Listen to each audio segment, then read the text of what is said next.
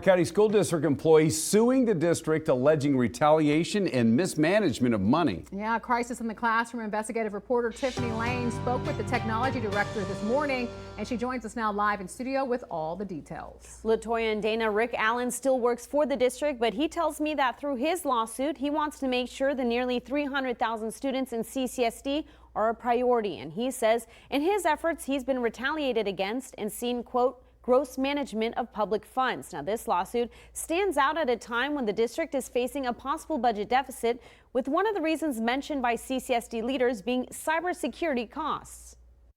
You know, these are the kinds of concerns of, are we prioritizing our students? Rick Allen, who serves as Director 3 for User Support in CCSD, essentially a technology director, filed this lawsuit in April against the district Chief Information Officer Marilyn Delmont and Enterprise Technology Officer David Rosario.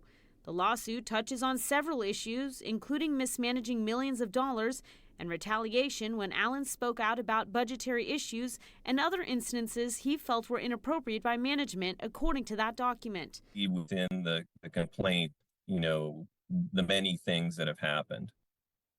And they've always seemed to happen after I've raised a concern.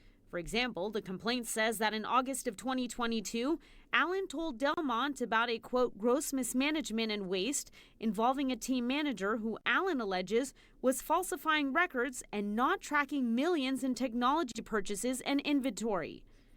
Allen says after raising concerns, he was removed from supervising that employee and his entire team, something Allen claims happened on several occasions. Then there's additional things that either responsibilities removed, staff moved, staff transferred, being denied hire people to be able to do work. Documents show that in August 2023, Rosario, who was hired and placed as Allen's supervisor, canceled an ESSER grant-funded order of $30 million of Chromebooks to be delivered to schools and instead had them delivered to a central warehouse. There was no distribution plan, and then were never distributed. And I believe that the majority of those are still sitting in the warehouse. In October of 2023, CCSD experienced a data breach after Allen says, quote, Delmont was warned multiple times could happen but did not remediate. Then in November, Allen says while he was supposed to oversee spending for ESSER 3 funding in his department, which is federal COVID relief dollars, he had not had involvement since Rosario began working for the district. Because of that, the lawsuit claims that the $60.6 million ESSER budget was $2.4 million over budget. Allen says that did not have to be the case. There was $30 million that was supposed to be allocated for Chromebooks. But Google changed one of their policies for updating Chromebooks.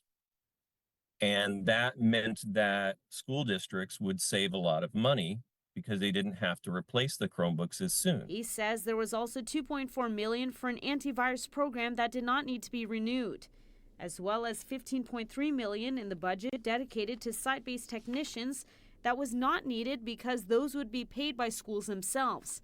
The lawsuit says Rosario said 26 staff would be surplus because of budget issues, something Allen says was not necessary because of the money he said could be saved in those other areas. There were 26 positions that were cut out of user support. There were additional positions that were cut out of the web team, so I believe it was a total of 30. That means those individuals can't work on cybersecurity issues, protecting students. Now, I did reach out to the district for comment from CCSD and other defendants. I was told CCSD does not comment on pending litigation. Send your tips on issues impacting our schools, including this one. You can scan that QR code on your screen or email schooltips@news3lv.com. You can also call 702-805-0489. Again, this is another lawsuit. We'll continue to follow closely and provide updates as they become available. Back to you.